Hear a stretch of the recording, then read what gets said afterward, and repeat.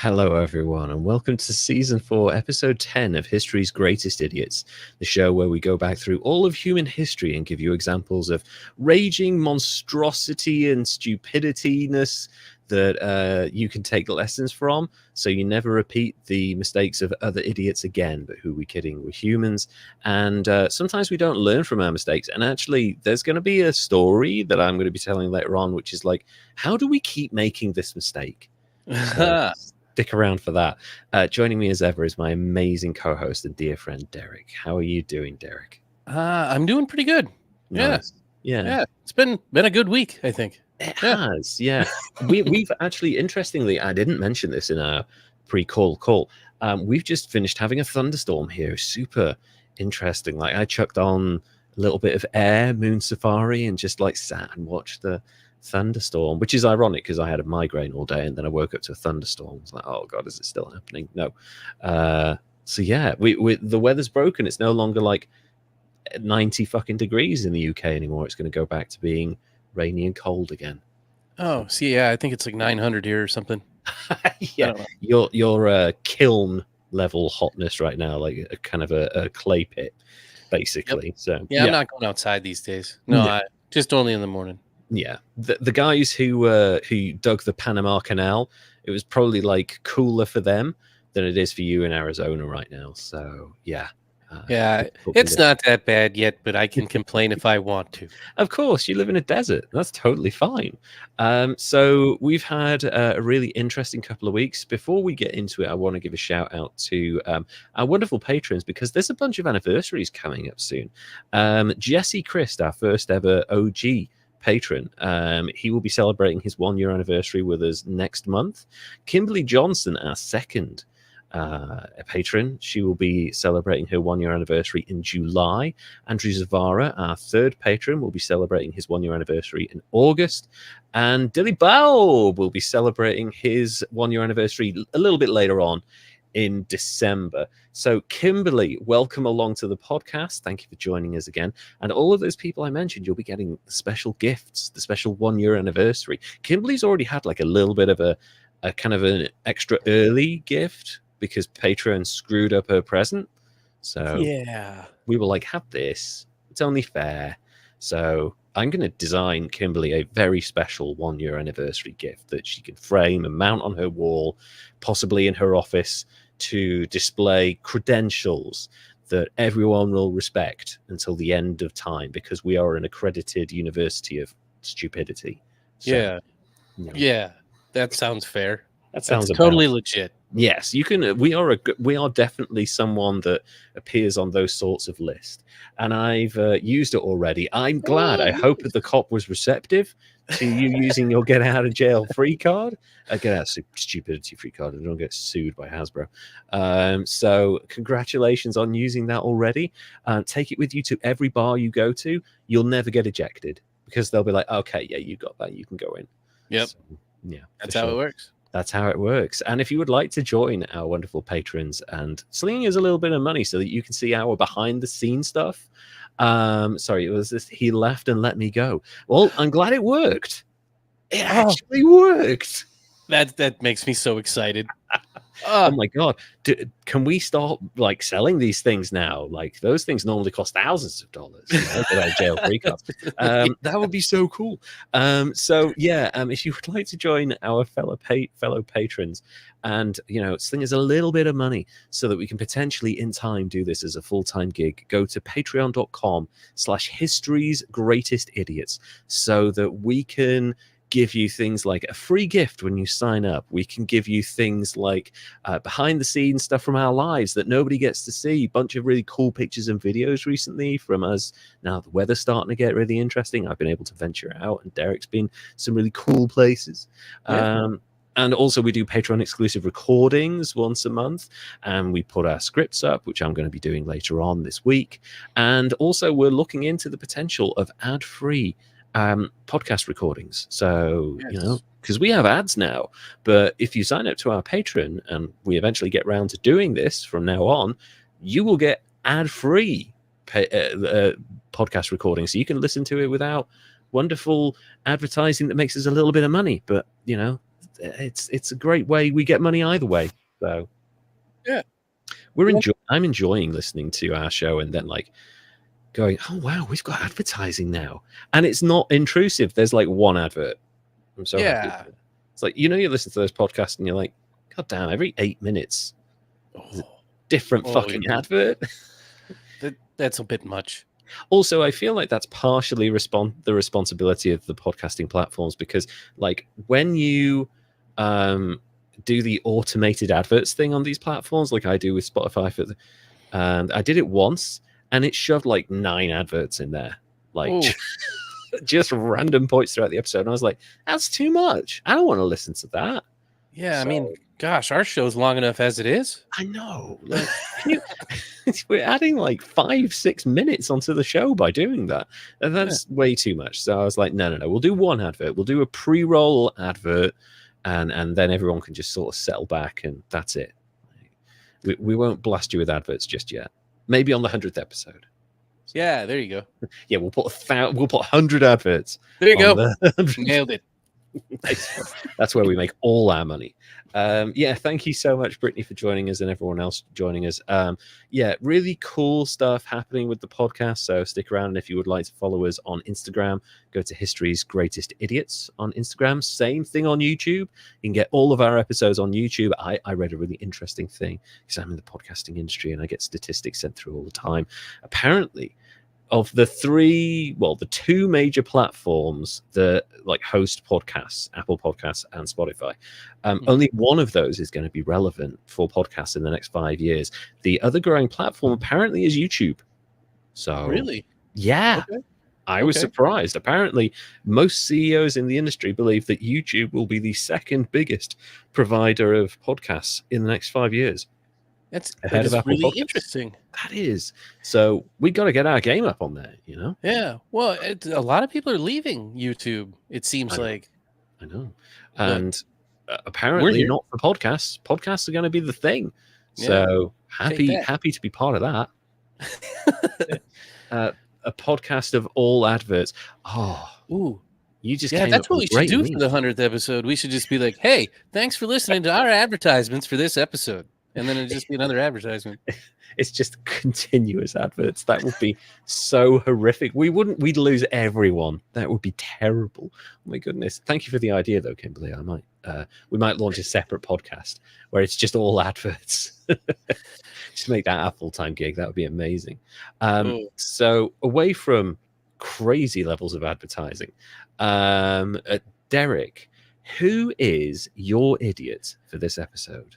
Well, so it's Mother's Day today, or it was Mother's Day, depending on when you listen to this. At some point in time, Mother's Day occurred in 2024. Yeah, here in the States. Yes. You guys have a different Mother's Day, right? Yeah, ours has been and gone. Like I was on the ball this year. I got my present sorted out. I got the card. It was, delivered to her doorstep. My mother, flowers and everything that she could plant in her ridiculous hanging gardens of Babylon garden. She was over the moon. It was great. And I was like, oh my God, I finally mastered being a son. It works. Nice. Yeah. At least took 43 years. Hey, that's all it took. I sent a happy Mother's Day text.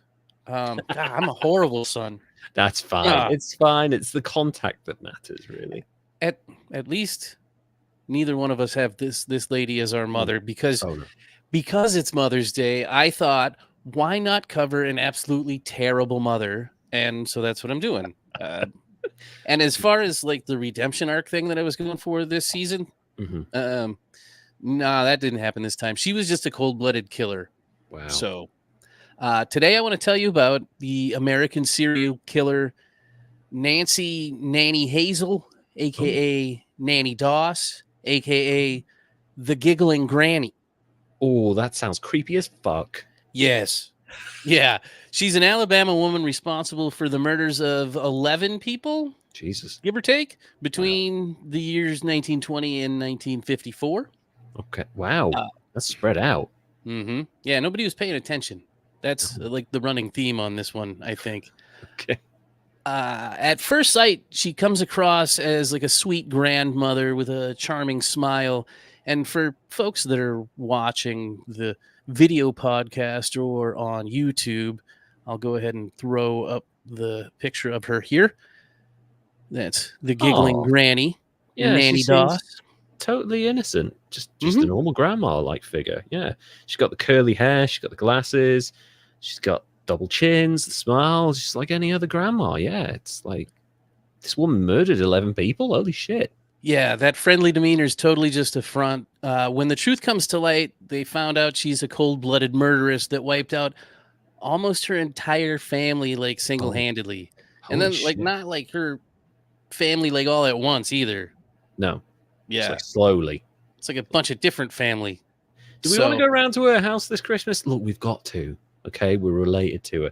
Like, hang on a minute. Didn't we have 11 people at the start of the day? Why yeah, are there only 10 now? Where's the other one gone? Oh, it- shit.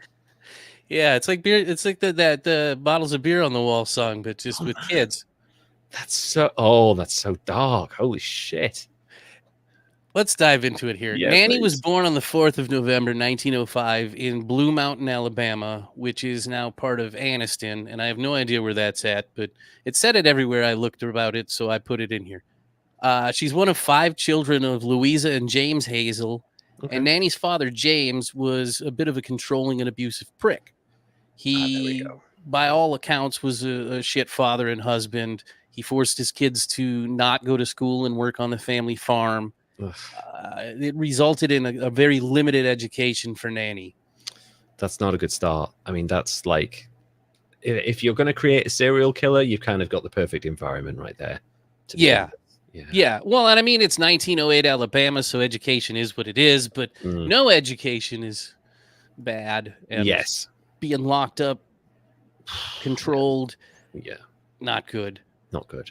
So at the age of 7, now this is her recounting of what she thinks went wrong. At the age of 7, while she's on her way down to visit some family in southern Alabama, she's Okay. riding on this train and it comes to an abrupt stop. And she slams her head into a metal bar on the seat in front of her. Mhm. And ever since then, she suffers from headaches and blackouts and depression and bouts of, fucking murdering people, apparently. Uh, um. I Okay. added that last part. I mean, yeah. So here's the thing. Random story. I won't need to check for long. I promise. My great grandmother, who lived in Lancashire, you know exactly where this story is going when you hear the setup. Was setting up their garden with my great grandfather, and she was holding the stake posts in place, Mhm. and he was swinging the sledgehammer. Oh, Yeah, and he missed the stake and hit her on the back of the head. And oh, this was like 50 years before the NHS. Like, you oh had to pay gosh. for everything. So she didn't go to a doctor. They Oh, just how like many she people just did she murder?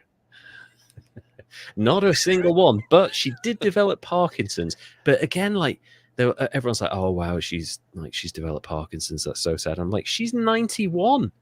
That's Yeah, People that's get Parkinson's at that age, right? But a lot of people were convinced that it was because she was hit on the head by a sledgehammer. I mean, I can see it, but also this is the same woman that fell down like multiple stone steps in the garden, broke her leg, and never went to a doctor to get it set. Just like set it, let it set, bowed, and really messed up. So wow. crazy. Like, She's oh more no, I'm not manly going than to any man I ever met. fuck yeah. Like, oh no, I'm not going to a doctor. They'll just charge me a lot of money for that. No, I'll just put a ruler next to it and just tie it to that. I'll be fine. And Oh my yeah, goodness. and she was like 95 when she died. All of this shit. So she never murdered anyone.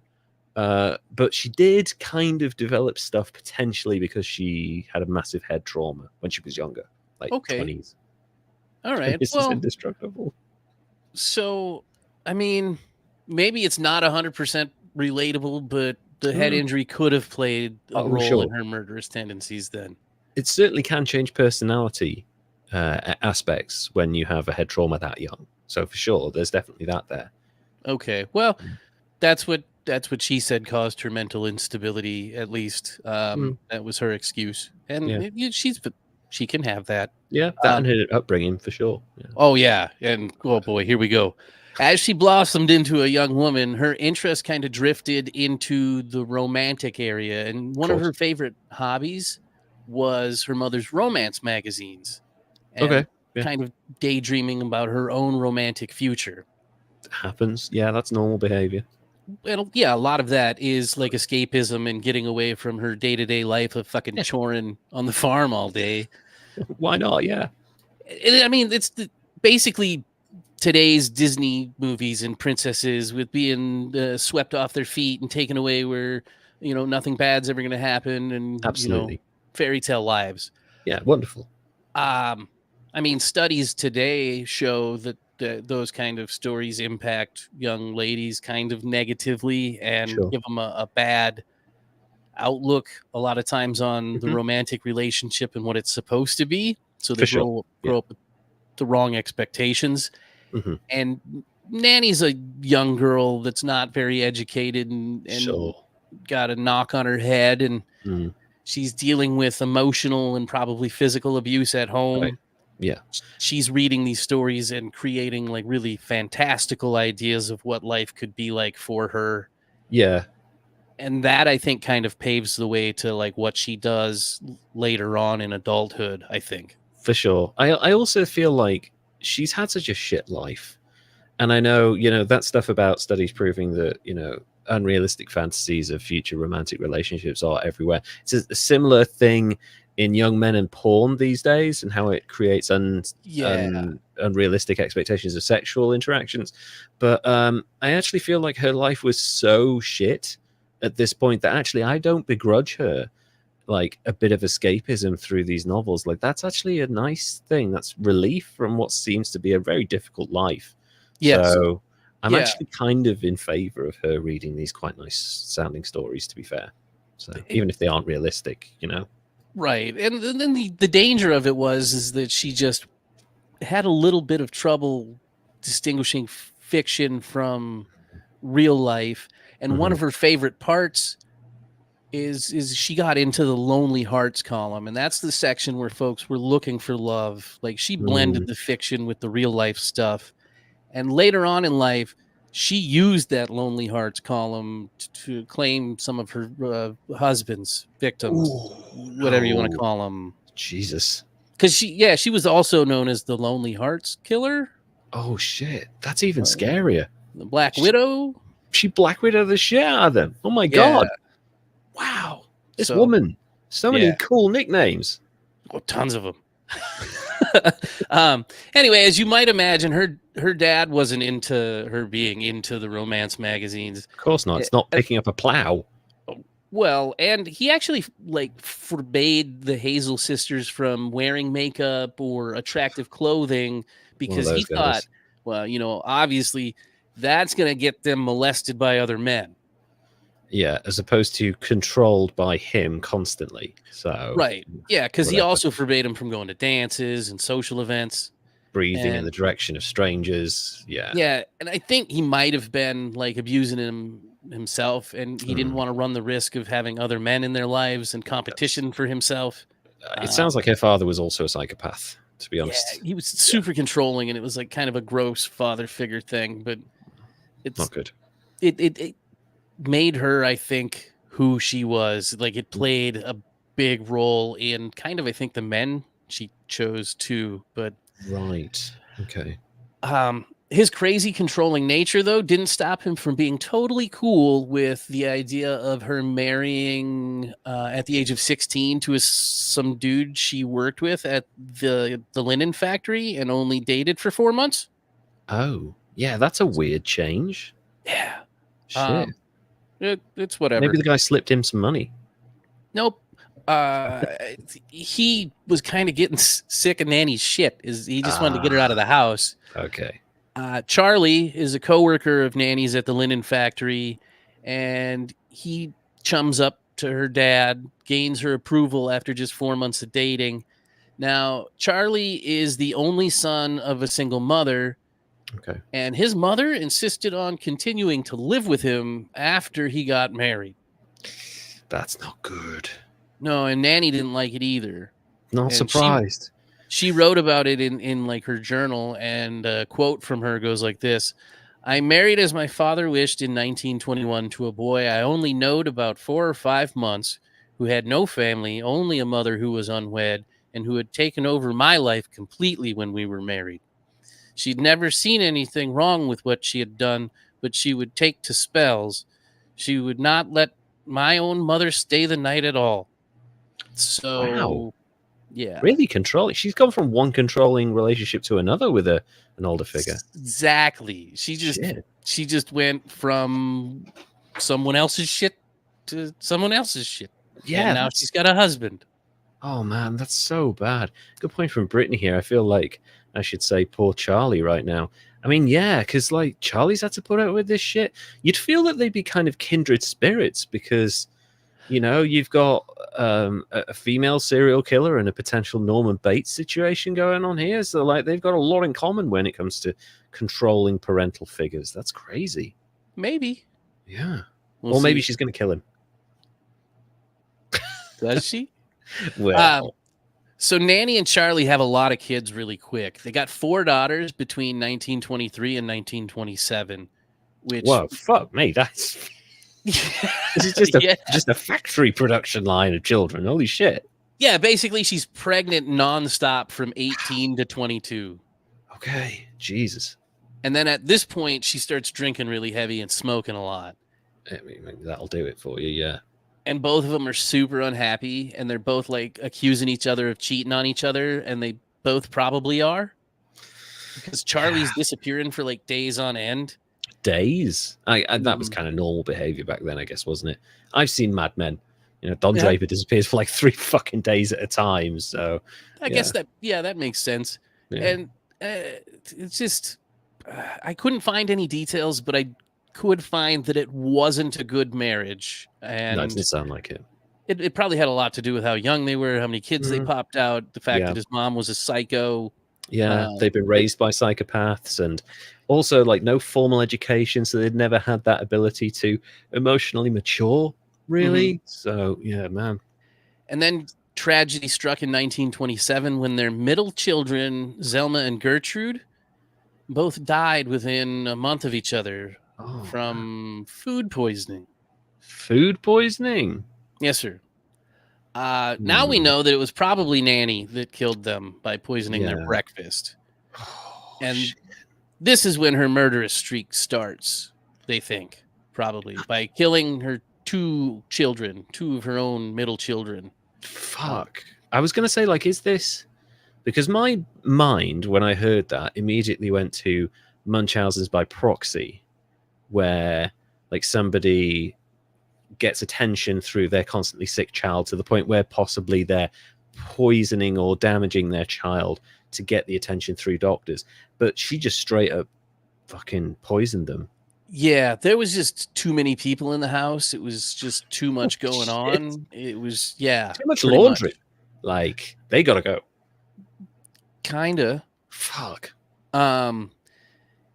That's when Charlie decided he was going to take their oldest daughter, Melvina, and run away because somebody was like, "Hey, dude, don't eat anything your wife cooks."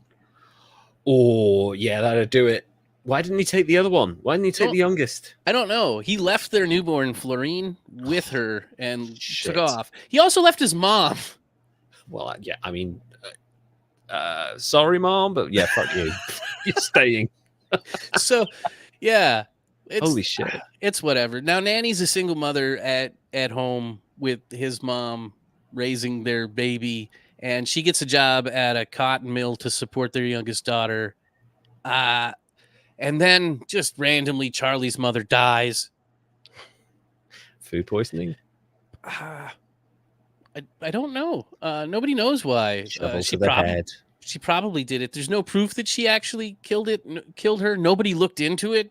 No, there was no charges brought, no autopsy. It was just, she died, and that's. Yeah. I mean, it's 1927 now. Like the percentage chance is probably quite high. fairly confident saying that she was involved somehow. Yeah. Now here's where it gets strange. Charlie comes back with Melvina in the summer of 1928. Why? When he comes back, he brings his divorcee and her kid with him. And he's like, hey, this is my new woman and my new family. And we're done now. And here's Melvina. Bye. Oh, what the fuck, dude? Yeah, so then they got divorced and he left Melvina with Nannie and took off with his new wife and kid. Because apparently he's just a fucking horrible human. I mean, there's not a single redeemable person in this entire story so far, apart from the kids. Holy shit. Yeah, pretty much.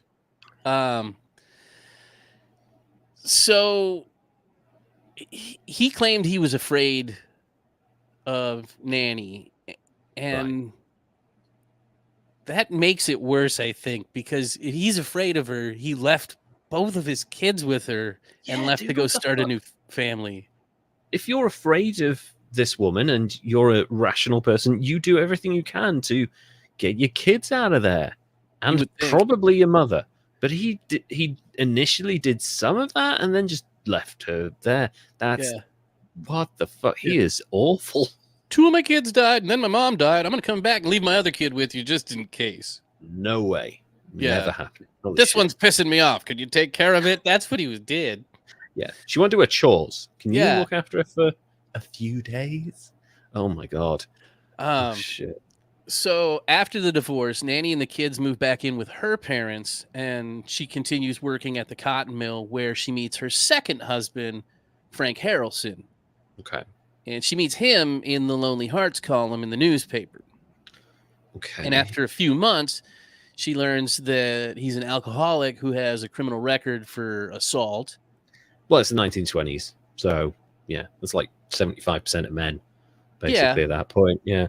Also, great point from Kimberly. He's lying. He probably was scared and didn't care. Yeah, that's her first husband summed up there. Yeah. So Frank's a normal guy in the 1920s, been to prison for assault, alcoholic. Yeah. Mm-hmm. And they stayed married for 16 years. Holy shit, that's a long time. And how did he survive that long? Well, by just drinking a lot and dodging, I guess. I don't know. Like he only drank fresh bottles and never let her cook for him, I guess. I don't know. It's the George Best diet where you just drink and eat the occasional handful of peanuts and you're fine. Right. So, as long as you don't have a peanut allergy. There you go. So during her marriage to Frank, her oldest daughter, Melvina, had a daughter in 1945. Okay. And that kind of took attention away from Nannie, and she didn't like it.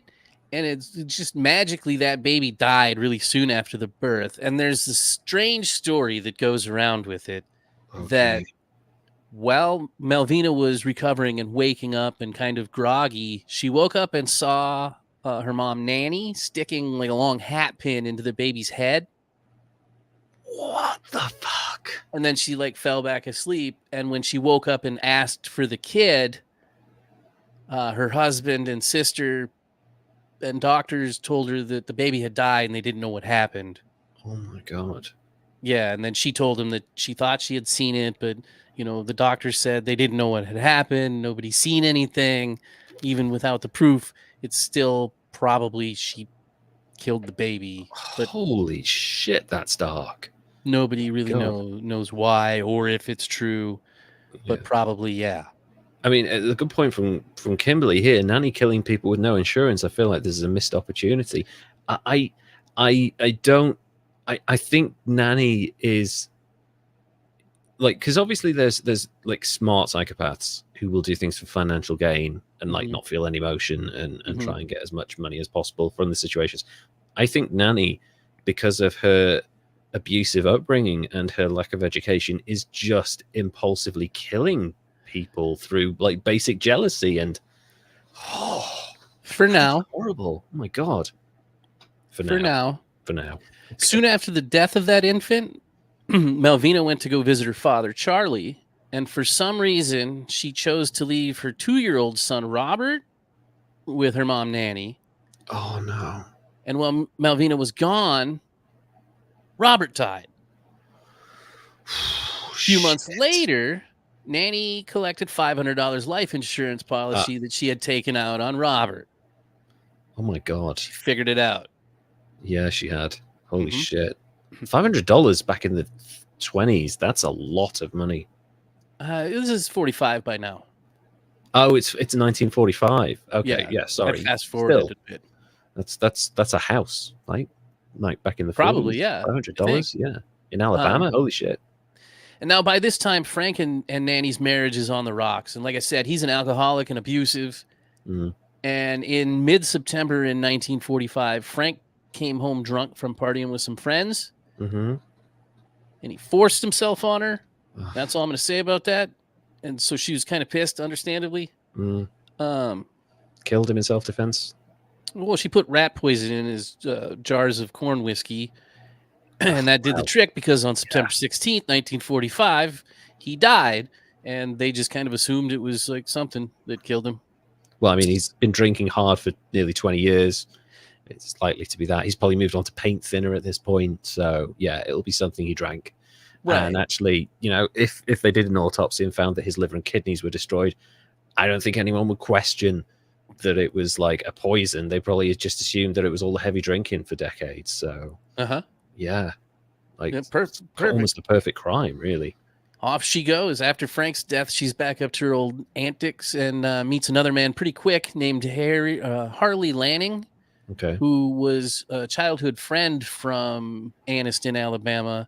Oh, runaway Harley.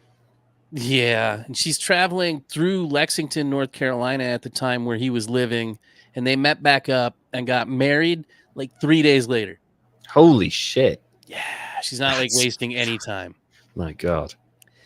Now, they're married for a couple of years without any sort of incident, but Harley's an alcoholic womanizer as well. Because it's 1940s. Yeah. He's a man. Pretty much. Yeah. And, you know, you'd think maybe she'd take the time to get to know some of these dudes before she's marrying them, but she's not. She's just hoping for this fantasy love that she's read all about. And, you know, this is the way it is in her head. Yeah. And it's not. She's running into these marriages with these abusive alcoholic womanizers. And she ended up just leaving for months at a time. And they would both have other relationships with people. And when she was home, she'd play the role of the doting housewife. And then in 1950, Harley died of what was listed as a heart failure due to heavy drinking and a flu virus that was going around at the time. Okay. That might have... No, that was the First World War. Yeah, that influenza definitely still killed... It still does now, but definitely killed people in the 1940s and 50s for sure. Yeah, that makes sense. But yeah, also drinking, flu, that would be enough for you to not question any aspect of that, really. And he's not a healthy young man, alcoholic, womanizing. Yeah. And also, as Kimberly points out, my God, I think the hit to the head and childhood trauma demolished her empathy and moral compass. Yeah. But also, she's getting more sophisticated, I think, at this point. Yeah. Like, she's picking her targets more carefully now, which is interesting. Yes, she is. Absolutely, she is. And yeah, so this dude dies and they figure it's just bad. No autopsy. They put him in the ground. She's treated as the poor grieving widow. After the funeral, the house that her and Harley were living in burned down, and she collected the insurance money on that property, even though that house wasn't her house. It was Harley's sister's house. Wow. She's become very sophisticated now. Super. Jesus. Yeah, because it was basically, you know, husband dies, house burns down, wife gets the money somehow. That's weird. So then shortly after that, Harley's mother died. Oh, in her sleep. In her sleep? Well, Nannie was staying there. Okay. Holy shit! This is a fucking horror film. This is terrible. Yeah, I'm not saying she had anything to do with it, but you know, it's a bit of a coincidence. Yeah, she might have poisoned her, and the woman died in her sleep. So, moving on to the next husband. she's back to the personal ads. She meets a woman named Richard L. Morton through the Diamond Circle Club.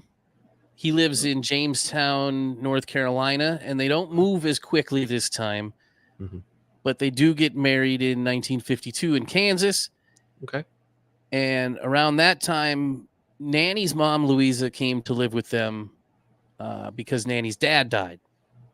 Right. Okay. Yeah, because she's in her 40s at this point. Yeah, that makes sense. Sure. Yeah, and Richard was taking off for days at a time to be with other women in town. Fucking hell. And Louisa had only been, she's so bad at picking them. Like, she's just blinded by her romantic view of what love should be, that she's just not doing any homework at all. No. And so her mom's there living in the house, and she starts complaining about stomach pains. Oh, my God. And then she dies. Fuck. So, not saying, but then a couple of days later, Richard starts getting sick. Oh, for fuck's sake. And then in May of 1953, he dies. Kimberly, again, with a great point. I'm convinced everybody in the town is an idiot. This woman had 200 people die, her family, and nobody has a clue. Why is nobody questioning any of this? What the fuck? She's moving around a little bit, and it's like, I mean, there's no computers, I guess. No, like, there's no like integration between authorities and stuff. Like, fuck me, man. It's so weird though, because I was thinking that the whole time too. I'm like, yeah, because nobody's like, oh, just why does everyone get a stomach ache around this woman? Right. Yeah. Jesus. So, her mom died. Then Richard dies in May. And it turns out she spiked his coffee with arsenic because she was jealous and tired of him banging everybody in town. And then she jumped on a bus and went to go meet a new dude that she had met in the newspaper by the name of Samuel Doss. Okay. And now she's in Tulsa, Oklahoma. So she's moving around a little bit too. Yeah. She was in Carolina. Yeah, and Carolina, Kentucky. And then Kentucky, yeah. And now, wow. Now she's in Oklahoma. And now Doss is different. He's a Nazarene minister in Arkansas, or had been, but he lost his wife and kids to a tornado. Oh, yeah, that adds up. Again, like 50% of people, I assume, that die in Oklahoma die of tornado murder. So that makes sense. But not in Kansas anymore. No. Yeah. So Nannie and Sam get married in June of 1953, which is like a month after the death of her fourth husband, Richard. Fuck me. Okay. And Sam's not a total bad guy. He's straight-laced. And Nannie actually doesn't like the straight-lacedness because he doesn't like her romance magazines, and he doesn't like her watching TV, and he doesn't like her not going to bed at 9:30, and he doesn't think that the television is enlightening or educational, and she's not putting up with his shit because she's an independent woman who's not going to sit around and let a man tell her what she can and can't do. Yeah, because she's basically married her father at this point. Yeah, so she left him for a little while and refused to come back until Sam agreed to put her name on his bank account and take out two life insurance policies. Yeah. Fuck's sake, man. Two life insurance policies. And he was like, great in bed. That's not strange. That's 2 life insurances? Yeah. How many mortgages? 4? That's fine. What the fuck? Mm-hmm. Oh, my God. She must have been amazing. He must have been really lonely. Oh, my God. That's... I just don't get it. I don't get it. I'm sure he's going to die. You think? So he was like, yeah, sure. That doesn't sound strange at all. Let's go ahead and do that. And Nannie comes home. Right. Shortly after, Sam falls ill, and she takes him to the hospital. Holy shit. It takes him a month to recover, but he does recover from his illness, and he's well enough to return home. Oh, don't do it. No. Run. Run away, man. Holy Yeah. shit. He goes home and he dies the same day. I mean, some of these people are so stupid, they kind of deserve to die. Like, how dumb do you have to, like, oh, man, my wife finally came back and then I had a brush with death. Yeah, I really want to go home to that situation. Why aren't you not seeing any minor connections here? Yeah, Again, well, the doctor what is she was doing like, in that bedroom? the doctor this time was like, wait a second. Thank you. He just recovered. What the hell happened? Let's do an autopsy. Good. Mm-hmm. So then she gets arrested, and she admits, like, she had, like, spiked his coffee the first time. Okay. But she got the mixture wrong, so it wasn't enough to kill him. God, I fucked up. Yeah. She admitted it. Like, she said it that way. That's hilarious. And then she said, so then when I got him home, I went ahead and put enough arsenic in his bowl of prunes to make sure I got the job done. Oh, who wants to die eating prunes? Fuck. Right? That's bad. That's the worst way to die. That and arsenic in your prunes. That's like 1 and 2 right there. Fuck. So, yeah, Sam dies October 6, 1954. Unfortunately for Nannie, trying to get his money ended up being her undoing. Like I said, that doctor, he did the autopsy. She gets arrested. When she's arrested, though, she's not forthcoming at first. The detective who's questioning her said she talked a lot, but not about the case. She was really happy and talkative, and she was actually like flirting and like kind of trying to get on with the detectives and the cops, and that's how she got the name the Giggling Granny, because she was just prunes. Fuck no. Yeah, dig up everybody. Dig up everybody. Fuck. Yeah, so in another weird twist, Nannie said she didn't even know that her fourth husband, Richard Morton, when she was arrested, she said she didn't even know him. What? But then she got caught up in her lie because detectives showed her 5 insurance policies totaling $1,500 that named her as a beneficiary. What about this? Oh, yeah, that guy. The one I was married to, Ricky Morton. Yeah. Yeah, her response was, well, I guess she trapped me. I did know him. Oh, he's that guy. Yeah. Yeah, when all was said and done, she confessed to killing 4 of her husbands, her mother, her sister, her grandson, her mother-in-law, and then the state of Arizona centered its case only on Samuel Doss, and Nannie pled guilty on May 17th, 1955. Right. How many months did she get for that? She was sentenced to life in prison. They didn't pursue the death penalty because at the time, the judge didn't want to set that precedent because they weren't executing women. Okay. So I'm kind of okay with that, but fuck. Yeah, she was never charged with any of the other deaths. That's crazy. She ended up dying of leukemia in an Oklahoma State penitentiary in 1965. Oh, she didn't have that much longer then in prison. 10 years. Yeah. Yeah, 10 years. Wow. Leukemia. Of all the ways to die, she poisoned herself, essentially. Yeah, died of blood poisoning, pretty much. Jesus. Wow. That's Nannie Doss, Nannie Hazel, the Giggling Granny. Nannie. Lonely Hearts Killer. Yeah. So, oh, yeah, that would have been great. Straight out of the Disney princess movie right there. Yeah. What would you like for your last meal? Prunes. Holy shit. Wow. Netflix. Are you fucking listening to this? That is a great story. I think you start that at the point in time where her husband is admitted to, her fourth husband is admitted to hospital, this pastor guy.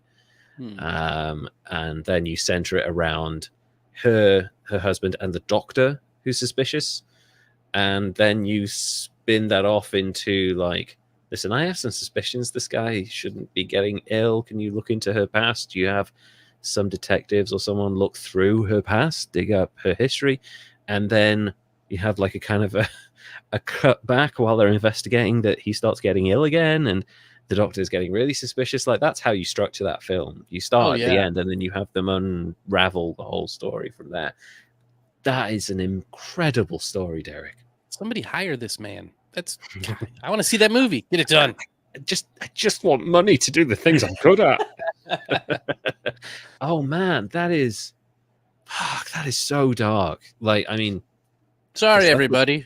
I mean, it's a great story, well told, like well done. That was, thank you, fascinating and dark and hilarious at points. Oh, it's so messed up. Fuck, it was. Kimberly's right. That was a ride. Shit. And like the stuff with the kids, like, so dark. Sucked. Fuck, man. That was, but like, such a like, if you can call it that, a growth in abilities as a killer from like just randomly killing children because you're pissed off with them, you're upset, or you've got to like planning the murders out, getting insurance money, planning it in advance. The sophistication and growth as a killer is horrifying. Nannie Doss, man. And like you say, this isn't one of those, because we're on a bit of a redemption arc this season, mitigating circumstances, and there are mitigating circumstances here. Like, she had an awful childhood, she had head trauma, and like that's enough to create a serial killer. That those two things combined with the intensity that she would have lived at, like that's enough to create a serial killer. I understand that, but that is so dark. That's one of the darkest serial killer stories I've ever heard. I'd never heard of Nannie Doss. That's fascinating. Yeah, it's a good one. I just found out about her like in this last week, and I was like, oh, Mother's Day is coming up. That's a thing. Yeah, Nannie Doss. Yeah, that's a good point actually from Kimberly. I feel like someone in her family knew and just didn't want to be involved. I feel like a bunch of people knew. Like, I'm sure her first or second, whatever it was, husband knew. Probably her daughter knew. I also feel like it's weird because, and I don't want to say that they'd excuse killing people back in the 40s and 50s, but I do feel like there wasn't quite the, like, oh, you know, he was a piece of shit and maybe she killed him. You know, like, I feel like a bit of that around, maybe. So yeah, well, that like that Dixie Chicks song, you know, Goodbye Earl. There's some, there's an element of, you know, that they deserved it, but actually, like, if you examine the bigger picture, like, she is offing people left, right, and center. That is so dark. It's such an amazing story, and now I have to grade this woman. I don't see, other than the fact that obviously the mitigating circumstances around her childhood is intense. Also, she like coughed pretty straight away to most of it, like with a bit of cajoling from the police, you know. So I don't see any way other than like a 94 with this woman. Like, she gets 6 points off for mitigation and the fact that some of her husbands were pieces of shit, but like very little mitigation. Like, you will know people in your life who will be awful people, but you don't kill them. Usually not. Usually, You're supposed to not do that, I think. Yeah, don't, you know, the guy that cuts you up in traffic, don't fucking poison his prunes or whatever. You know, like, geez. I don't see any redemption there at all. She massacred her family, the kids. I might have to bump it up to a 95. Like, that is the way she murdered these children. Like, that is so dark. It would be very difficult to cope with that. So Nannie Doss, happy Mother's Day, everyone. Nannie Doss. Sorry about that. You're welcome. You're welcome. One of the few women we've had on this show. I mean, we've only had less than half a dozen, I think, at this point. But she is by far the worst, significantly worse than Elizabeth Holmes, who I think was our previous highest scoring woman, potentially.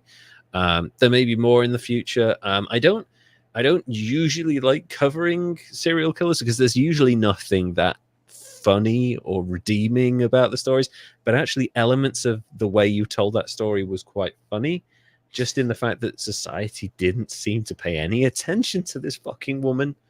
Yeah, she's just poisoning people. Yeah. Yeah. So I think the lesson with Nannie Doss is pay attention when things don't add up. Yeah. Yeah. For real. For sure. And actually, I segue. I kind of did that because that is 100% the lesson with the person I'm about to cover. Now, I hinted at it on our Instagram with a logo, a snippet of a logo, and the song Cult of Personality by In Living Color. Okay. I want to talk to you today about the least successful billionaire ever. I want to tell you about Adam Neumann, the founder and CEO of WeWork. Oh, okay. That's why that name sounds familiar. There you go. You knew it. You knew it. Everyone knew it eventually. What's up? Oh, Derek, you're frozen. Hey, I think I dropped, or you dropped. That's okay. Well, one of us dropped. We seem to be back to normal. We're back. It's all good. It's smooth as silk. No problems here. So let me tell you about Adam Neumann. No funny middle names this time. Just Adam Neumann. So yeah, that's an interesting start. Adam Neumann was born and raised in Beersheba, Israel. His parents divorced when he was 7 years old, and he lived in 13 different homes by the time he was 22. Okay, I can relate to that though. Yeah. People move around a lot. Let's see. I don't know if maybe that many, but pretty close. Yeah. Some people, especially after divorce, there's a lot of movement around. There's not a huge amount of stability. Finances are difficult. People move around a lot. I feel like that has had, like, the early divorce and the moving a lot has actually shaped his personality more than he would probably let on. Yeah. I feel like that can definitely, when you look at his behavior later on, there's definitely elements of that have gone into this. So and his younger sister, Adi, is a model and former Miss Teen Israel. So so just to get it out of the way now, Adam Neumann's life, or at least the WeWork portion of it, was covered in the Apple TV Plus series We Crashed, starring Jared Leto and oh man, what's her name? An famous actress played his wife, Anne Hathaway. Oh, okay. Yeah. It's a really good series. I'm not a Jared Leto fan at all, but it's a really good performance. He looks very much like Adam Neumann, sounds a lot like Adam Neumann, and like Adam Neumann we've got to get it that way right away now. The only reason Adam Neumann is successful is because he's charismatic. That is the only reason. The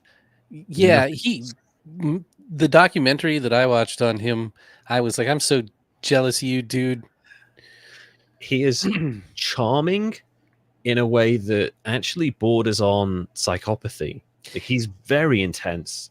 Very direct, very intense, very cult-like in the way he operates. And that's one of the reasons I chose the Cult of Personality as the theme song. But he's a unique person who is very good at getting very rich people to part with their money, and will continue with. Let me clarify that that's the reason I'm jealous of him, not the psychopathy part. No, not the psychopathy part. He's very good at talking dumb rich people out of their dumb rich money. That's what I want to do. Exactly. Like, who doesn't want to do that? Anyway, in his teens, he lived in on a kibbutz in southern Israel. So I need to go into detail about this because this is kind of important to stuff later on in the story. Okay. The word serial killer charisma, basically, yes, like Ted Bundy energy for sure with this guy. Maybe a bit bigger in the way he presents stuff, but certainly got that Ted Bundy aura around him, which kind of drew people in, sadly. So the word kibbutz in Yiddish means gathering and is a communal living situation specifically unique to Israel. Kibbutzim are small towns, typically with somewhere between 100 and 1,000 residents, historically centered around collective farms.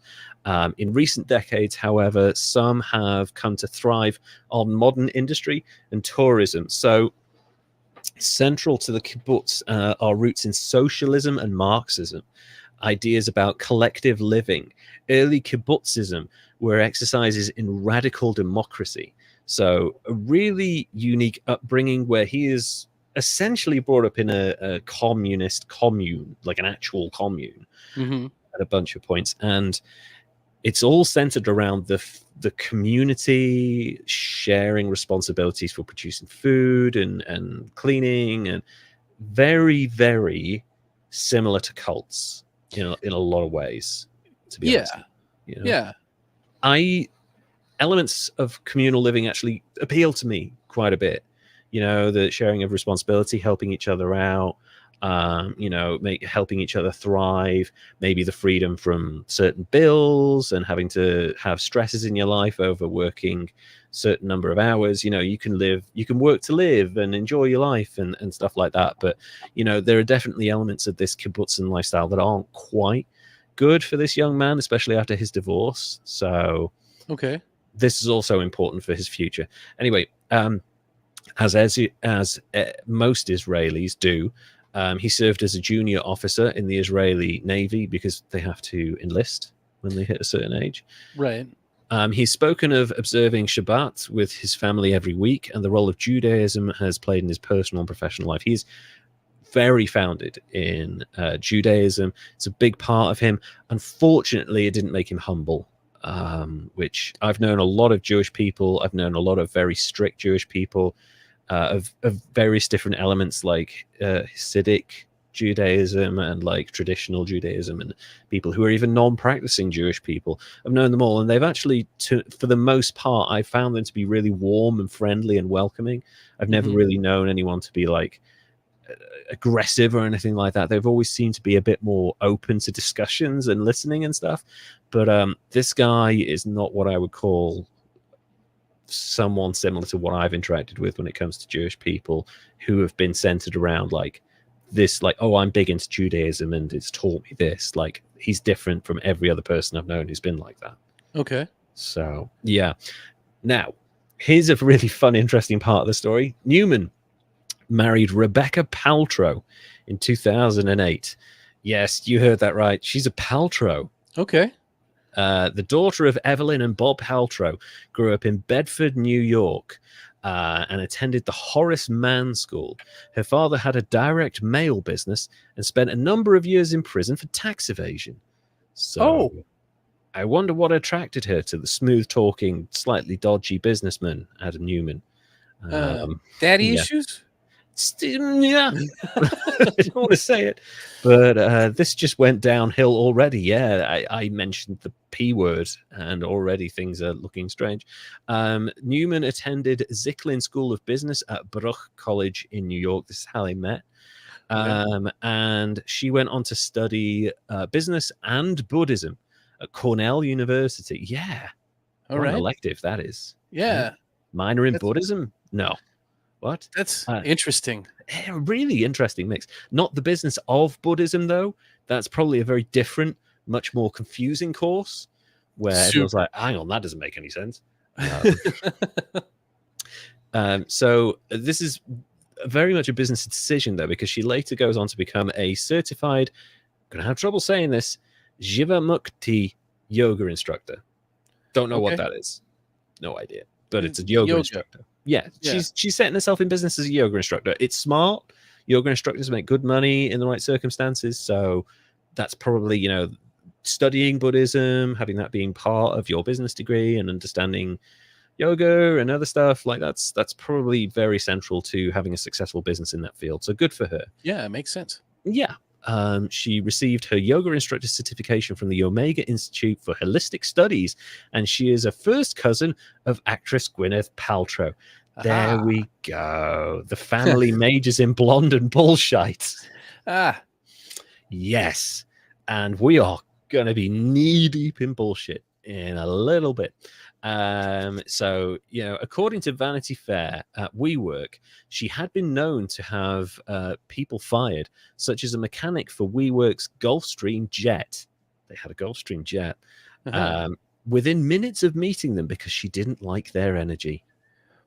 Okay. She's a paltrow, all right. Oh, yeah. Yeah. Fuck Your me. aura is the wrong color. You get You're out not of here. orange enough. You're gone. Oh my god. Oh my god.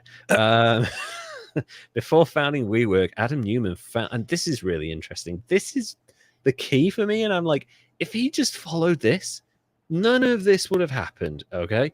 Adam Neumann founded a children's clothing company called Crawlers with a K, which is like, sounds vaguely menacing. Yeah, a little bit. No. Is it backwards? No, not quite. No. Backwards Even more creepy. Yeah. A line of baby clothes with sewn-in knee pads designed to play on parents' paranoia that crawling babies may be in constant pain. The slogan was, just because they don't tell you doesn't mean they don't hurt. Amazing. Interesting. I'm a horrible father. I never had that thought. I was never like, oh, my baby's knees probably hurt. I was just like, no. Babies do not know. It's bullshit. It's just okay. It's not true. Baby, I mean, okay, yeah, look, they're developing and stuff like that. Most babies aren't kind of doing the level of impact where they're going to be like, oh my god, my ACL. Oh, well, it's not like I threw my kids out into the rocks and was like, have that it. Yeah. And they're not fucking climbing mountains or anything. It's like carpeted or wooden floor. Like, I mean, kids are fucking bouncy when they're young, that's why, like, oh my god, I dropped the baby. They're fine. Just fucking bounce back up again, but also, yeah. So, I can't find. There's very few pictures of crawlers online. I saw pictures of them in a documentary while I was researching this. Ugliest fucking clothes you've ever seen in your life, because it's just like a normal pair of like baby trousers with massive fucking horrific pads on them. They are quite literally rubber. Good point, Kimberly. That's bad. I know. So he's basically heightening the distress and the crisis so that he can make a bit of money. And make money he did. The Cult of We, Elliot Brown and Maureen Farrell's book on the rise and fall of WeWork, notes the knee pad line baby clothes actually did decent business. Really? Yeah. On a good day, Neumann sold thousands of dollars of baby clothes at a time from his base in Dumbo, Brooklyn. Thousands of dollars a day. Huh. That's yeah. I got to come up with a stupid baby clothes idea. It's crazy. It's crazy how much money is in like baby stuff. I need to get smarter, or just more confident in my stupid ideas. Yes, that's what you need to do, because that's exactly what he did.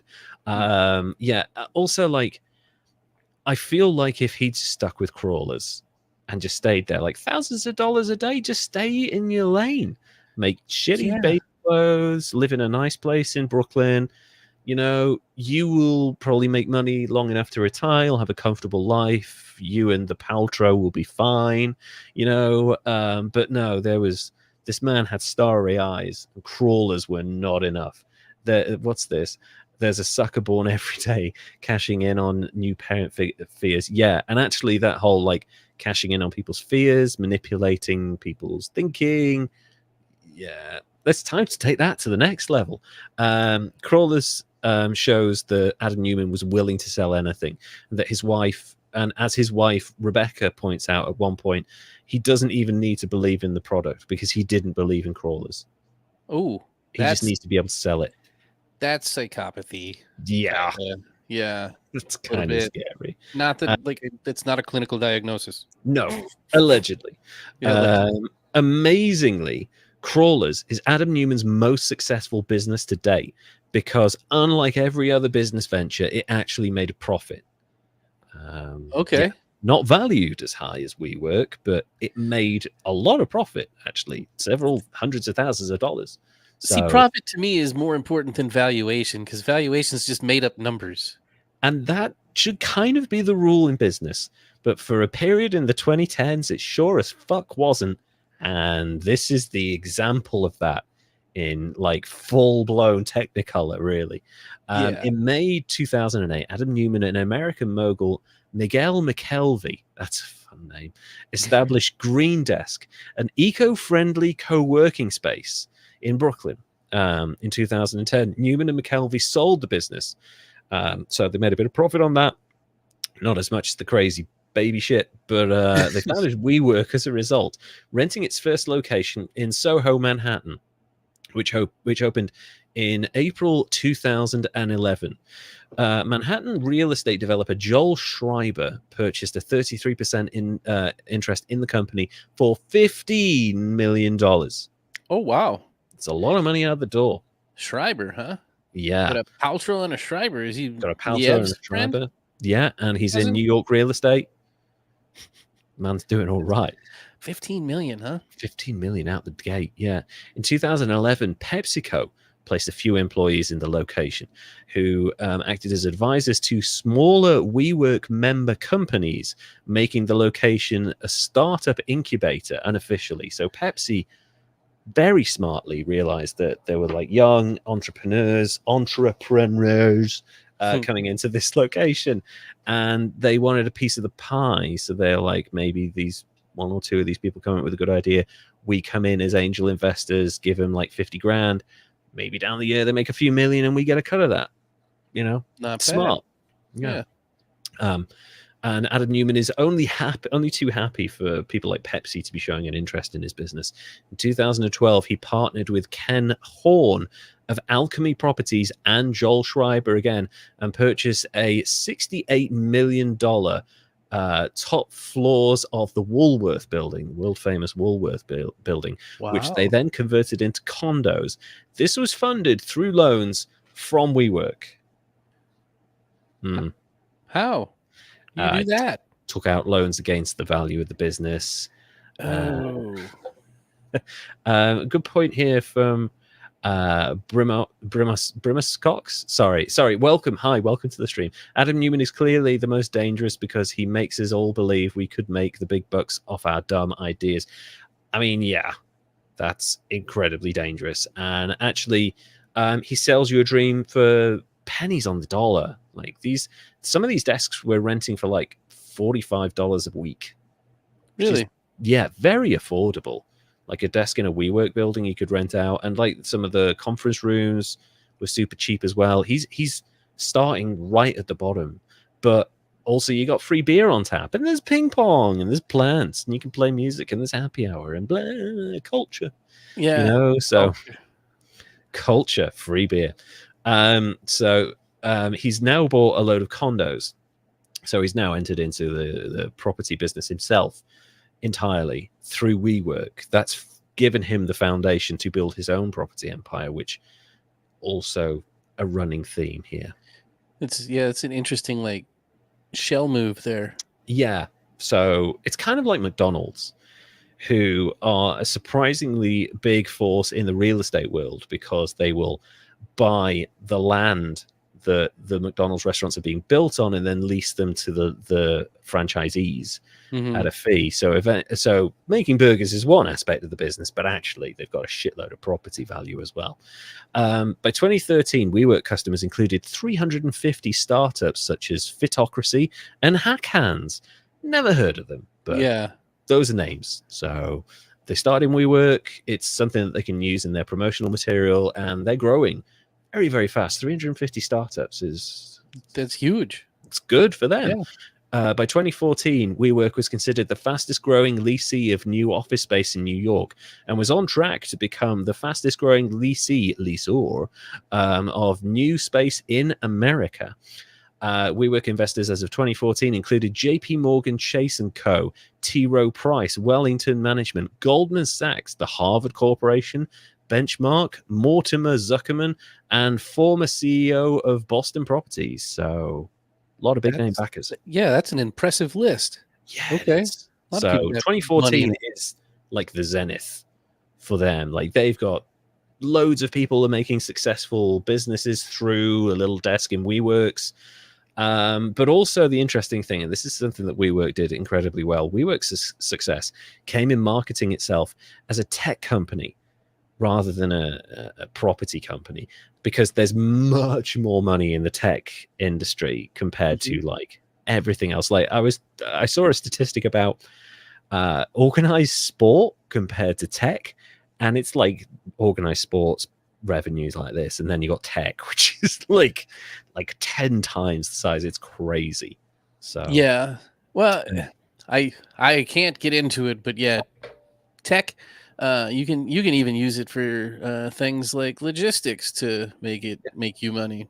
exactly, it's a crazy industry because people, especially right now, I mean, it's slowed down in the last few years, but right now people are big into investing in tech as a fact, because they just see it as a cheap gateway to big money. And the tech that they suggested they could do was they would track people's visits to the coffee machine to see when was the peak time for jacking the price on the coffee, or how many guests would attend their meetings to see if their startups were likely to become more successful because they were signing in a bunch of guests, and also tracking people's facial features to see how happy they were and see if they were likely to close a deal. And they would then be able to sell this data to people to monitor like moods and stuff like this. Is all stuff that they're promising in the future. That's some Minority Report shit. Yeah, it really is. That's like, bad. we've trapped all of these people in this building and we're going to monitor everything they do. This guy spent 5 hours in the bathroom. He's probably got Crohn's disease. Yeah, so let's not invest with him. And like just shit like that. Monitoring everything that happens in their buildings. It's smart, but it's exploitative. So yeah, you know. Adam Newman's charisma was often enough to win over starry-eyed venture capitalists with money to burn, despite the fact that most people in the real estate industry knew that this was doomed to fail. There was already a similar company in Europe with less overheads, better locations, and, unlike WeWork, up-to-date financial records that showed they were making profit, something WeWork was unable to do. But they didn't have Adam Newman's presence and mainstream charisma. So they were ignored, even though they were making profit, and WeWork was not. So okay. So they weren't getting investors the way he was. No, they were just like, we do shared office spaces as well. You know, we just don't have beer on tap and like nice wooden walls and plants in the corner of the room. In February 2015, WeWork was named to Fast Company's 50 most innovative companies. Okay. On that, just I feel like they're doing that because they know the name will sell the magazine. I don't think that's a real thing, to be honest. On the 1st of June 2015, Artie Minson, former chief financial officer of Time Warner Cable, joined the company as president and chief operating officer. So okay, Time Warner Cable, that's a successful company. That definitely hire that guy. Maybe AOL Time Warner. Maybe they get the people behind that merger. Hey, wait, didn't we cover that one guy? We did cover that one guy. Time Warner, not a great company to recruit people from. But anyway, he's on board now. In August 2015, the company acquires Case, a real estate and construction technology company, in its first acquisition. According to its founder, the speed of the transaction damaged the organizational culture of Case. They were just just take the money and give us everything now. Yeah. So, man. Those things take time, and they weren't willing to wait, because they're on an acquisitional bender at this point. They're just hoovering up little companies left, right, and center. In March 2016, WeWork raised $430 million in financing from Legend Holdings and Honey Capital, valuing the company at $16 billion. Whoa. Big old chunk of change right there. Wow. So 26, I want you to start, if you can, try and remember these numbers. 2016, 16 billion. 16. Straightforward. In June 2016, the company announced layoffs of 7% of its staff and implemented temporary freezing on firing. In July 2016, WeWork fired and sued Joanna Strange, an employee who leaked information to the press that showed WeWork would miss its financial goals. Oh, you retaliated against a whistleblower? That's not a good look. You're not Lockheed Martin. Don't do that. Wasn't it Boeing? Allegedly. Allegedly Boeing. Yeah. Yeah, not quite Boeing levels, though, allegedly. On October 2016, the company had raised $1.7 billion in private capital and announced plans to open a fourth location in Central Square, Cambridge, with space for 550 individual desks. It's not a lot of money, but, 550 times 45 a week, a month, or whatever. I guess it adds up in years and years. Maybe. So, I'm not going to maybe. do the math on it. It seems like a No. lot. It also, I'd imagine Cambridge, Mass, like it's probably quite high rent on that building, I'd imagine as well, that close to I Boston. would think. Yeah. WeWork opened offices in Boston's Leather District and Fort Point in 2014. It also announced plans to open a location in Lincoln Square, Bellevue, Washington. In 2016, WeWork launched a separate but related, related co-living venture called WeLive. In New Oh, York City. I remember that part. Okay. And New York and Crystal City were the locations. Okay. Yeah. Virginia, near the Ronald Reagan Washington National Airport, in the Washington metropolitan area. Wonderful. Yeah. I didn't know that guy had an airport. I didn't either, really. Flights always getting lost. Just confused. Just very confused. They run on jelly beans. I don't know. I lost that one. According to WeWork, they were challenging conventional apartment living by creating homes within a community that are designed to bring people together. Our living units are immediately ready with everything you need. Pack a suitcase, bring your bicycle, and move in. Your furniture, towels, linens, silverware, internet, and HD TV, all the way down to your toothbrush, are waiting for you. Sounds like a fucking nightmare. No, thank you. Well, I mean, leave that toothbrush crap off of there. It sounds like a hotel. Yeah, basically it is. And also, like, I would, like, you've decked this place out. I'd be like, right, where are the hidden cameras? Yeah. So that's the way you're making money off this, not just from becoming a real estate venture, but also by monitoring our fucking behavior. Dude, so 1984, especially with what they were saying that they do tech-wise. I know. It's like, this person left their apartment so many number of times during the night. Like, that must mean that they're doing this. Like, no. Also, it's kind of, I understand his background is in kibbutz, but this is like so far removed from the notion of communal living and looking after each other and stuff. Also, the reality of it was that they took a studio apartment and just put a big fucking curtain in the middle of it and rented it to two different people. Oh, no. Yeah. No way. Imagine? Yeah, I mean, New York is already crowded enough. Yeah. You don't need a big fucking curtain in your tiny space. I suppose that's a little bit better than the crap that they were trying in San Francisco, where you basically just have like a little wooden box in a building with the USB charging thing and a fan. It sounds really gross. And also, they pitched it with the slogan, the whole idea is that we never have to be alone anymore. Yay! I'm going for a shit. Can you hold my hand?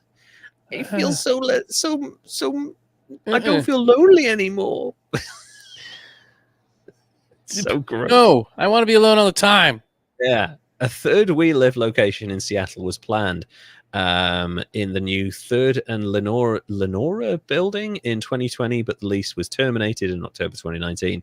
In July 2021, WeWork terminated this business line. Shocking. I know. Like, who'd have thought that would be unsuccessful, living with a random stranger with a curtain between you? Yeah. Worst reality show ever. Wait, best reality show ever. Ah, there you go.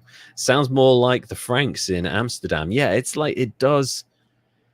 Communal living has, like, we've spoken about this. It has its benefits. Just imagine the unwanted unknown roommate that you end up living with Mrs. Dawes over there. What the fuck's her name? Nannie Doss, the giggling Nannie granny. Doss, yeah, you end up prunes. Yeah, it'd make you a bowl of prunes. Like, here you go, dear. Welcome to WeWork.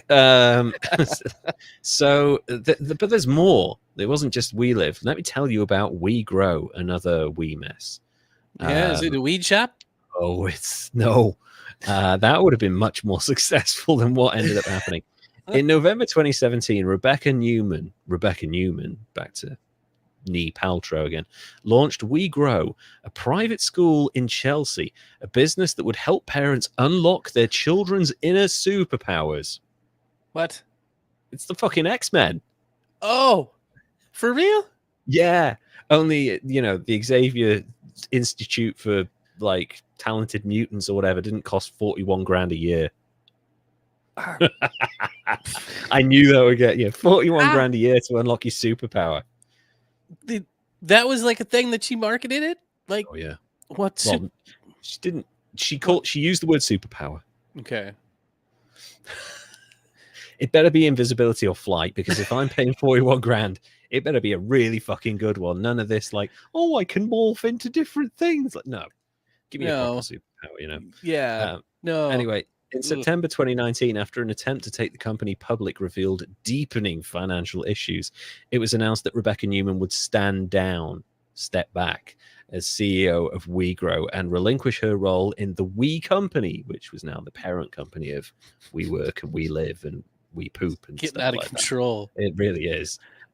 Rebecca Neumann played a key role in the collapse of the IPO, having contributed new age language in the IPO filing. Instead of this is how many number of employees we have, this is our current liquidity, this is how many our expected growth rate, this is our gross income, our net income, this is our liabilities. She's like, no, oh my god, we're growing things on the roof, and oh well, we're making it's a gathering, everyone's coming together, and they had fucking pictures and stuff like that. I mean, oh wow, did she have her cousin help her with it? Is that what happened?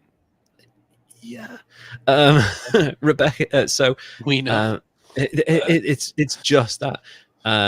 So the IPO, according to Scott Galloway, read like a novel written by someone who was shrooming.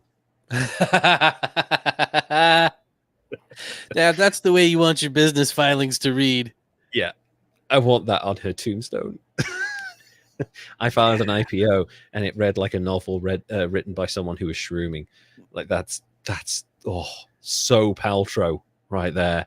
Yeah, I actually that's the way I want my book review to. Can you on my Amazon book review? Could you go leave that?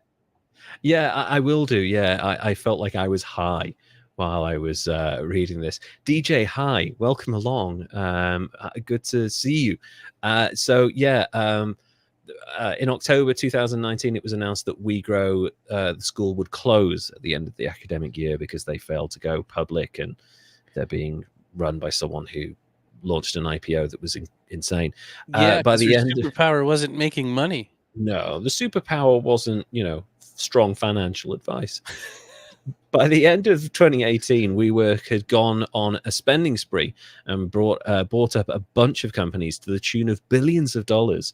At which point, SoftBank acquired a warrant. You're thinking, oh, a warrant. Hello, this is bad news. A warrant to buy up to $3 billion worth of shares in the company. What? Okay. Yeah. The company, by the end of September 2019, was valued at, according to SoftBank, $42 billion. By who? By SoftBank. Okay. How did you do that? It was the old Johnny Carson put the envelope to your head, and that's how much they were worth? I'm seeing terrible financial planning. School for the gifted mutants. But also, they've gone from 16 billion in 2016 to 42 billion 3 years later. Yeah. So as Kimberly points out, we're just making up numbers. Just fuck it. Yeah, we think they're worth 42 billion. Why? Because we've invested 3 billion. Oh, okay. Right. Yeah. This is definitely a man that's making all these decisions. Like, I'm going to put this in. I'm going to get this much back. You watch. Why? Because I say so. In 2018, the company purchased a Gulfstream G650 jet. G6. G6, baby. For more than $60 million just 2 months before it announced that it had lost over $2 billion that year alone. Jeez. Holy shit. But we got a G6. We got a G6, baby. Yeah, we're rolling in money, other people's money. By the way, we lost some money. Not so good. Not a great look. In January 2019, WeWork raised an additional $2 billion from SoftBank at a $47 billion valuation. There's another $5 billion on top of the valuation now. Do they know what billion means? Do they know? It's not grams. That's not what, like, oh, wow, we've put all of the cash together and it adds up to 47 grams. My God. No, one of these kids with superpowers was multiplying fake money. Yeah, basically. Oh, man. So SoftBank considered investing as much as 16 billion themselves, but downsized due to turbulence in the financial markets. Now we'll just invest 3 billion. Let's just keep it to that. The investment brought SoftBank's total funding of WeWork to over $10 billion. The company changed the legal name of WeWork to the We Company, as mentioned before. And this is where it gets really, I mean, for now, it gets much weirder later. According to an August 2019 filing, it gets really weird. A Form S1 filing, the firm paid $5.9 million to an entity owned by Adam Neumann and other WeWork founders for brand licensing of the name We. What? Can you do that? Adam That's Neumann not a had name. copyrighted. It's a word. He copyrighted the use for we in specific circumstances, and his company paid him $6 million to use the word we. That's like fucking money laundering, right? Surely. I'm starting a business, and it's going to be called The Business, and I am copywriting the. Money, please. Yeah, I'm copywriting the word Gesorpefelden, and the company that I own wants to license the rights to that word specifically. Okay, great. $6 million, please. Fuck off. Yeah. Come on. This is like, so, how do people in business get away with shit like this? I don't know. I'm gonna try it though, like just myself, just to see what happens.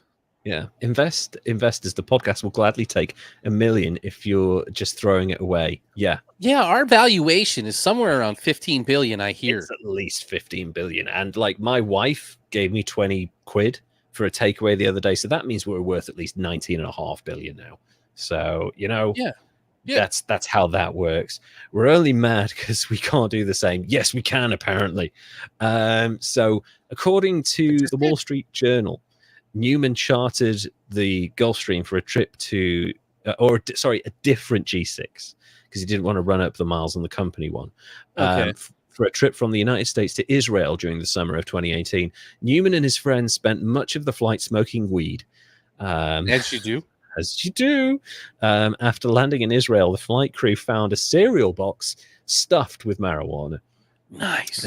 Yeah, I like him again.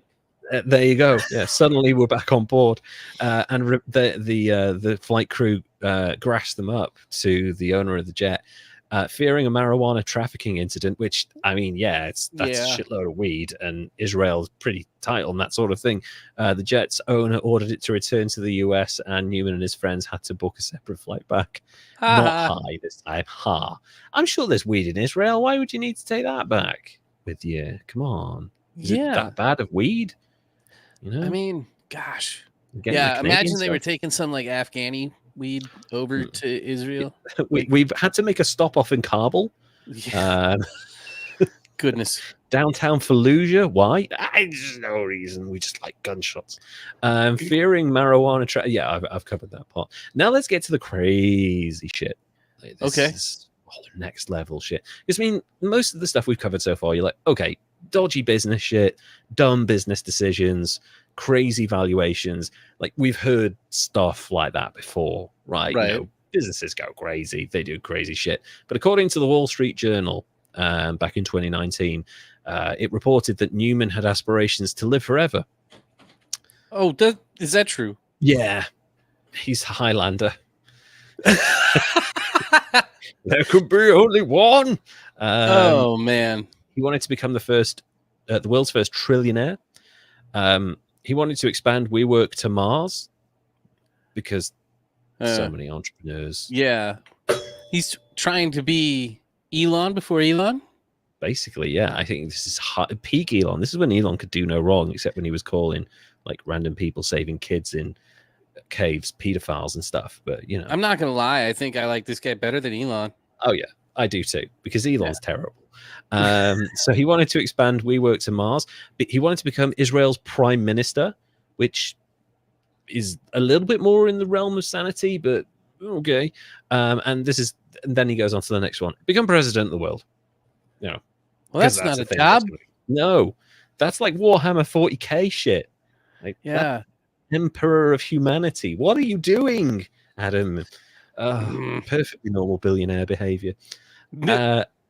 A September 2019 Vanity Fair article reported that Neumann had made claims that he convinced Rahm Emanuel to run for the presidency of the United States, used JP Morgan Chase's CEO Jamie Dimon as his personal banker, convinced Saudi Prince Mohammed bin Salman to improve the standing of women in Saudi Arabia. Yeah, just one conversation with Adam Neumann. Wow, he's an influential feller. He is. Charismatic man. Give women rights. Okay. Whatever you say, Adam. You're so handsome. And claim to be working with Jared Kushner on the Trump administration's peace plan for the Israeli-Palestinian conflict. You might want to walk that one back. Yeah, that didn't work. That didn't work at all. So much wrong with that last one. You know, you get Jared in there, the conflict. I think you might have made it worse. Yeah. Oh, well. So he's crazy. According to an article in Daily Mail, WeWork paid off a female whistleblower more than $2 million in cash to stay quiet after she threatened to expose an alleged culture of drug taking, sleeping with colleagues, and discrimination at the company, and claimed that she was the victim of a sexual assault. So it gets really serious here. The woman filed a 50-page document outlining a catalogue of allegations in 2018. She said there was widespread use of MDMA, cocaine, Xanax, and a bunch of other shit at company events by the real estate team, and outlined problematic sexual relations in the department. It sounds like a startup. Yeah, it's fucking Sodom and Gomorrah over there, apparently. That's crazy shit. Yeah. She worked under Mark Lapidus, the cousin of company founder and former CEO Adam Neumann's wife. No conflict of interest there whatsoever. Yeah, dude, that sounds like so Wolf of Wall Street. Like, it does. Yeah, I brought in my dad. It's just to scare people. Brought in my dad. That's fine. A senior manager admitted to women that he had slept with 2 direct female subordinates, the woman claimed. She said that in 2016, she saw a male executive smoking marijuana at a company event, and that he said he wanted to have a go with a drunk female subordinate. Oh, this is bad. Lapidus, the cousin of Neumann's wife, Rebecca, was sacked around the same time the company settled with the woman. No connection, I'm sure. Timing's interesting. The whistleblower was allegedly paid off around the time that Neumann was in funding talks with SoftBank, and negative press would have damaged the company's reputation. I mean, yeah, it was already getting a bit of a reputation. I remember hearing stories around this time about weirdness, mostly around the fact that nothing was adding up. Yeah, well, because they didn't actually own anything, right? No. They were just leasing things. Yeah, and then subleasing, but not even doing it at a level that would work, really. Right. So a lot leasing of people it cheaper than what they were paying for it. I know, and they were operating on the Netflix thing. It was like, eventually we'll make profit, but for now, let's just run through money. The critics of Adam Neumann have often characterized him as erratic and impulsive. They point to his management style, extravagant spending, and questionable corporate governance decisions as factors that contributed to WeWork's financial troubles and subsequent valuation decline. Some have also criticized his self-dealing transactions, which you sort of touched on earlier, and the overall corporate culture fostered under his leadership. As CEO, Neumann, on multiple occasions, purchased buildings that were then leased straight back to WeWork. So massive conflict of interest. Yeah. Well, hey, when he did that money to himself for the We, How much was that? That was 5 million? 6 million. 6 5.9 million. million, yeah. Was that So, around the time that he was paying cash for somebody to shut up? yeah. Hmm. Interesting timing. Good point by Kimberly here. She took the money and still told. Yeah, I guess it mustn't have been a very good NDA. So, yeah, crossed the I's, got the He T's. forgot to have her sign it. Yeah, just like, I've got Molly to do. You know, let's talk about this later. As CEO, so we covered that.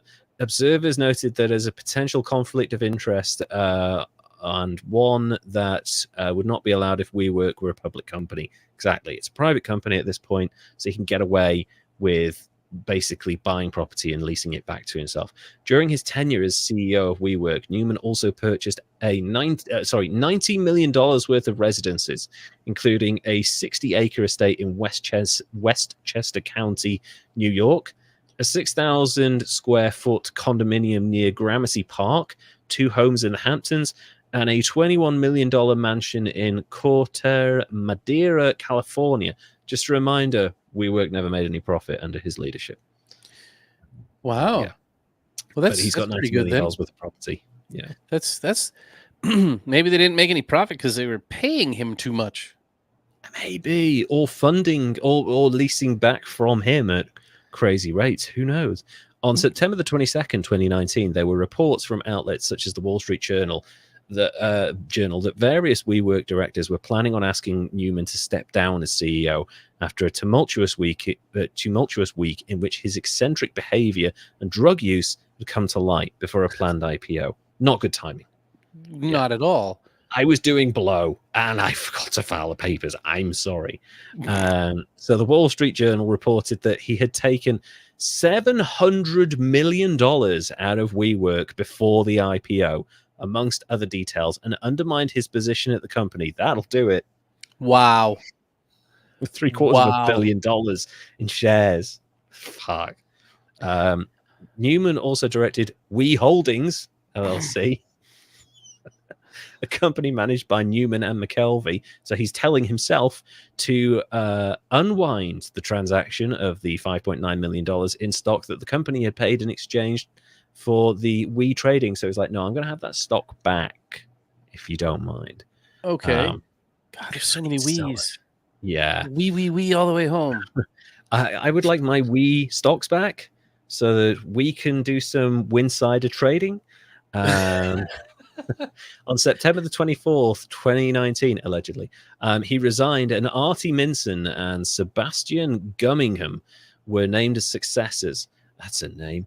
Yeah. Gunningham. In October 2019, the Wall Street Journal reported that Neumann had received close to $1.7 billion. What's this? Sorry, $1.7 billion from stakeholder SoftBank for stepping down. Just for stepping down. WeWork's board and severing most of his ties with the company. Weeks later, minority shareholders filed a lawsuit against Neumann and other WeWork officials for breach of its fiduciary duties. Yeah, big time. Like, I can be really bad at my job too, and nobody's going to give me billions of dollars to leave. Please leave. I'll give you money. I need to figure out how to make this happen. I am mad because I can't do the same. I know. To this level, like, if someone came to you and were like, we'll give you $17,000 to step away from your job, you're like, yeah, cheers, I'll do it. Yeah, that'll last me a long time, you know. But 1.7 billion? Fuck. Yeah. Okay. It gets better, though. They wouldn't even get it all the way out. No. They'd say, Bill. I mean, yes. Yeah, I'll take it, please. So he's taken out 700 million himself, plus the 5.9 million in stocks, and then 1.7 billion. So he's now got like 2.3 billion, 2.4 billion just kicking around.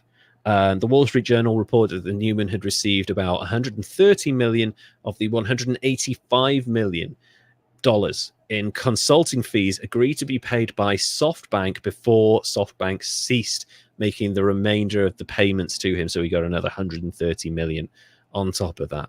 In 2021, January 2021, Neumann retained top defamation lawyer Tom Clare to defend his reputation. Too late. Mr. Clare, if you're listening, we are sorry for all of this information that we have taken from the Wall Street Journal and various other online sources. We apologize for repeating what they put in their thing that is very easily accessible through Google, and any old idiot can just pick it up to sue them. On the 12th of April 2020, Forbes listed Adam Neumann's net worth as $750 million. Drop in the ocean. Having dropped off Forbes billionaires list that year. Following WeWork's SPAC merger to become a publicly traded company in 2021, Bloomberg Billionaires Index estimated his net worth at $2.3 billion. There we go. He's back. He's back, baby. We returned to Forbes Billionaires list in 2022. As of February 2024, his net worth is listed as $2.2 billion. Meanwhile, by September of 2019, the reported public valuation of the company WeWork and Extra was around $10 billion, a reduction from the $47 billion valuation it achieved in January of that year, and less than the $12.8 billion it had raised in capital since 2010. On November the 21st, 2019, WeWork announced layoffs of 2,400 employees, nearly 20% of its global workforce. Wow. What do they do? Like, they rent desk space. Like, what employees do they have? They're a tech company. Mm-hmm. They have to develop combing through the shit that people are going to the coffee machines. You're going to love this. They quickly rushed out to justify the IPO as a tech company. They quickly rushed out their own version of LinkedIn, where you could catch up with your WeWork buddies and see what they're talking about with business and hashtag business to business and stuff. And nobody used it because LinkedIn exists. Yeah. Why would you bother? So, yeah, they could do podcast studios too in there. I bet you business that would make them more money. Business podcasts, podcast, $100 an hour. You can have that one for free, Adam Newman. Okay. No, I'm going to get a valuation. My idea. $700 billion. So almost 20% of its workforce on the 21st of November 2019 just gone. Ouch. Around about the same time that Adam Neumann is gone with $1.7 billion. In January 2020, WeWork began phasing out free beer. Boo! Yeah. In all North American co-working locations and announced plans for slower growth rate. The company vacated 66 locations and renegotiated lower rent, deferrals, or other lease changes at more than 150 other locations. Wow. In April 2023, WeWork faced delisting on the New York Stock Exchange as its stock price had fallen below $1 threshold. Ouch. Yeah, hey, I should go see what they're doing. That's in my ballpark. That's my kind of stock. Yeah, let's put $5 in it. What could go wrong? In April 2023, the company was valued at $360.9 million, down from $47 billion in 2019. So in 3.5-4 years, it lost basically its entire valuation. Did it try selling one of the jets? They were probably long gone at this point. I would imagine he's probably taking it with it. Can I have the G6? Give me the G6 in the settlement, please. By the end of 2023, WeWork spent more than 80% of its revenue on rent and interest payments alone, paying over $2.7 billion a year in rent and interest payments. That's nearly a whole 2 Adam Newmans. Oh my goodness. Since 2018, WeWork has been sued by dozens of people and companies, including several landlords, for breach of contract when it failed to pay rent or for closing locations.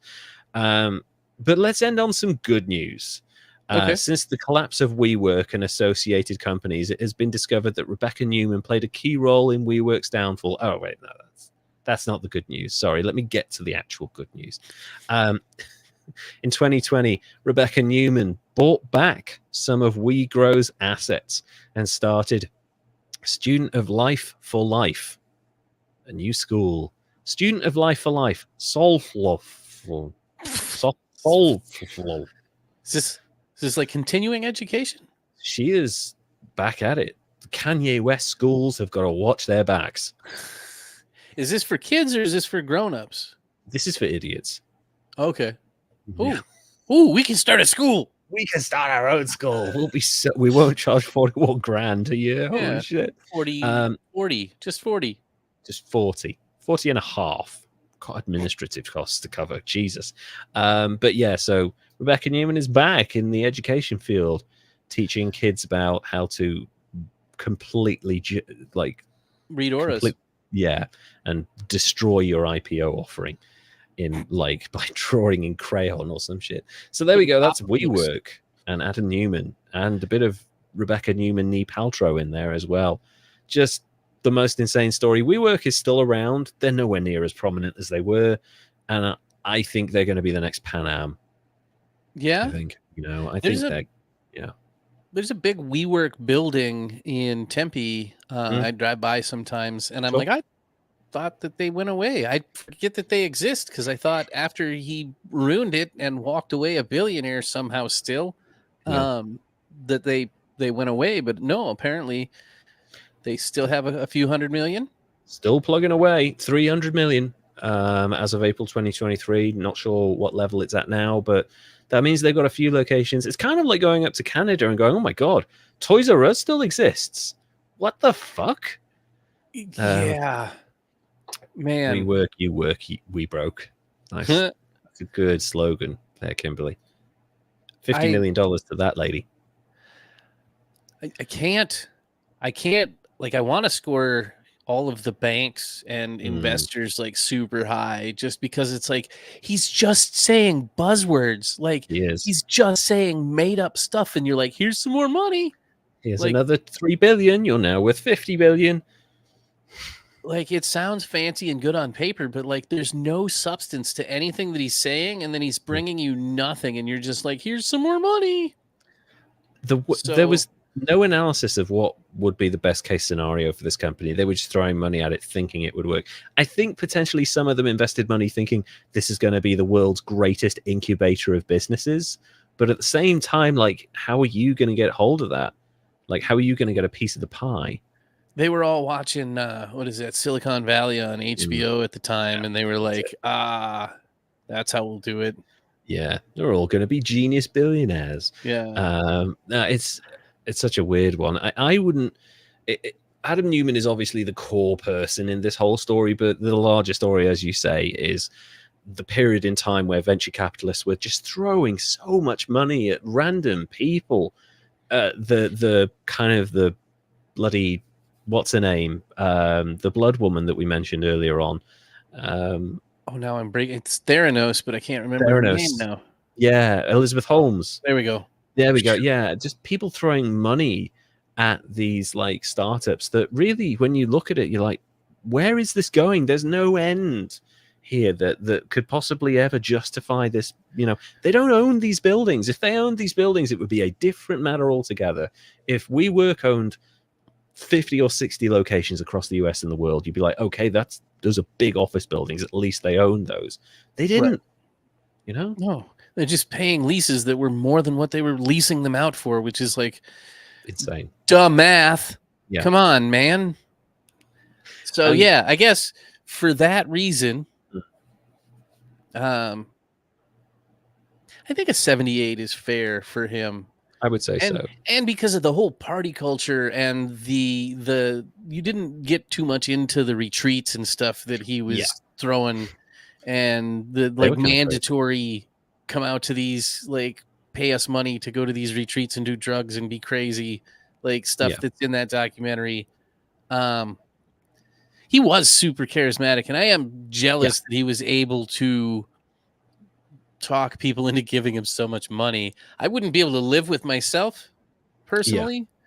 But I really wish that I had that ability. So Kimberly suggested that, okay guys, 2-year anniversary, Patreon needs a get out of litigation card.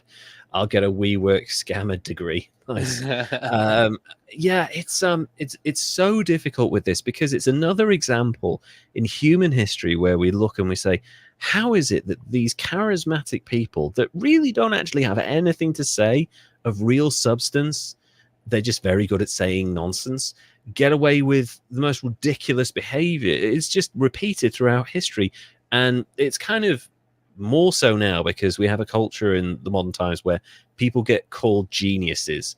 And actually, our understanding of what a genius is way removed from that, what that word actually means. A genius is generally someone who's very, very good at one thing.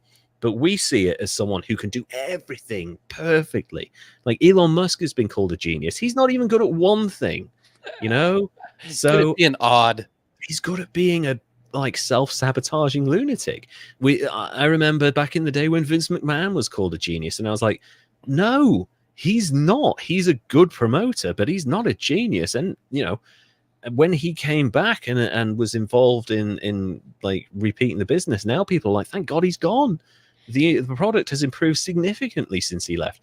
And it's the same with Adam Neumann. Adam Neumann is a very charismatic man who's a good talker, but he is not a genius. And he created a company that was a ticking time bomb. Yeah. Yeah, you know? He did. And it lost a lot of people a lot of money.